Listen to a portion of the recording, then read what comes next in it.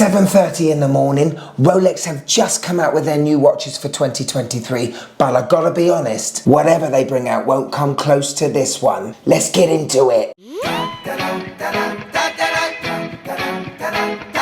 Yes, and welcome to the Mad Watch Collector Show. This week we got to see Rolex's 2023 releases. And to be fair, for Rolex, they weren't lazy, were they? We got new movements and slimmed case in the Daytona, and we got a brand new watch in the 1908. Rolex looking back at their vintage watches and being inspired to make this one. However, most of the releases are very expensive, made with precious metals, and quite frankly, watches you and I won't be able to see in person unless we're chief and head of the world or the current CEO at Rolex. And he may not even be lucky. Now today on my wrist, I think I have the best Rolex Submariner Rolex ever made. Now I totally agree with this. You should never see your idols in person, because my all-time favourite watch ever is the watch James Bond wore in Live and Let Die. That is the Rolex Submariner 5513. And after handling it and having it on my wrist, I came to the conclusion this thing is too delicate, I would never wear it, and it was just a little bit too vintage for how I live my life, you know? I'm not delicate at all. The 5513 is proper old school. First was released in the 60s, but this is the case I love, with those small crown guards and that amazing big beefy coin edge crown. That watch is only protected by an acrylic bubble crystal, and because Blancpain still had the patent for a ratcheting bezel, these 5513s only twisted with a friction. And as you guys know, I love a good bezel action. This made me very sad. Alright, calm down, it's only a watch. But ladies and gentlemen, the 5513 was superseded by this absolute beauty, the 14060.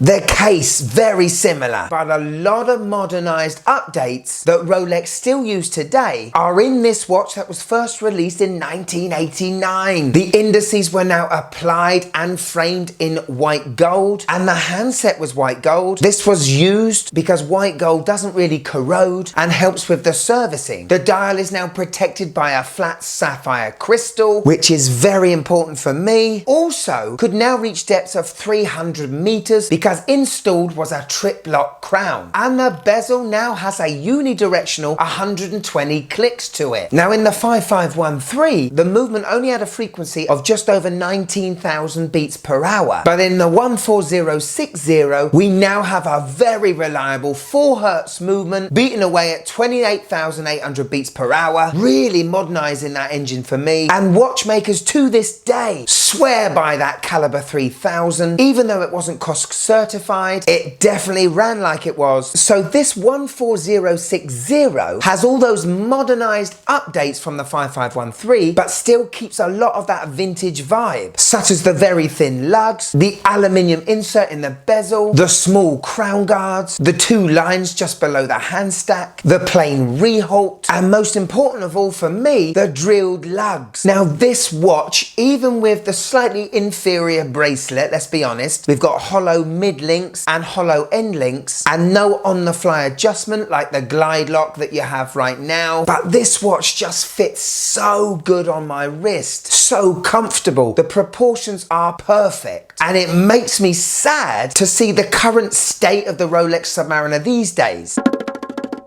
Now it's the reference after this when we had the super dial, enlarged indices and hands, and then we had the maxi case, big thick lugs and bigger crown guards. Now everything about Rolex in 2023 is about showing off the fact you've got a Rolex. The Cerachrome bezel insert is so shiny, the stamped reholt, the lack of drilled lugs. A Rolex Submariner today is more a statement piece than it is a tool piece in my view, even though the watch is capable and can do everything. And I've held a lot of new modern Rolex Submariners and they are amazing. They just don't do what this 14060 does for me. This watch bridges the gap between modern and vintage. It makes me love the brand again. The new ones, not so much. It just makes me realize just how good Rolex were even 20, 30 years ago, because a lot of brands even today can't reach the heights this one did in 1989. The Submariner has been cloned bang copied more times than I can care about. And yes, when some people look at this watch, they might think, that's a bit boring. Like the wife, to be fair. But that's because this Submariner is the quintessential dive watch. The one tool you desperately want on your wrist that'll never let you down, and that is built like a brick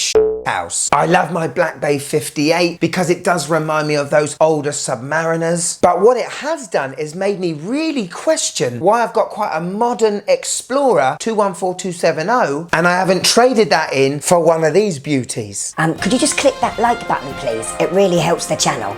Thank you. Now, me filming this is Monday the 27th of March 2023. Rolex have just announced the discontinuation of the Milgauss, one of the last true tool watches that hadn't really been played with since the 50s and 60s. What it's been replaced with are gaudy precious metal GMTs, snazzy Sky Dwellers and platinum Daytonas that, even though could probably do a very good job as a tool watch, I guarantee none of them will be used as a tool watch. This is 30 years old. I would not be bothered taking this out on the tennis court, going tree climbing, or even whitewater rafting. My life isn't that exciting. We hear of stories of muggings and robberies, watches being ripped off the wrist of people on the street because the Rolexes are too goddamn showy. This is understated. This is subtle. If I saw someone with a 14060 on their wrist, I would think that they were a watch enthusiast. But if I saw someone with a 12610 on, I don't really know what to think. Anyway, a huge thank you to Watchfinder. I've had this for a couple of weeks now.